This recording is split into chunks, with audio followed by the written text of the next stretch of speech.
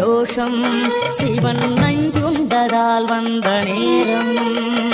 நாம் செய்த தீவினைகள் யாவும் அந்த பிறை சூடனருளாலே தீரும் தோஷங்கள் நீக்கும் பிரதோஷம் சிவன் நஞ்சுண்டதால் வந்த நேரம் நாம் செய்த தீவினைகள் யாவும் அந்த பிறை சூடனருளாலே தீரும் நாரணன் விடையாக நந்தியின் கொம்பிடையில் சிவனாடும் நேரம் இது சிவன் வரும் சுகமான நேரம் இது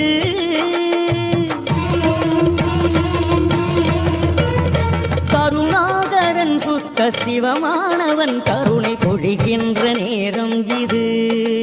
வரம் தருகின்ற நேரம் இது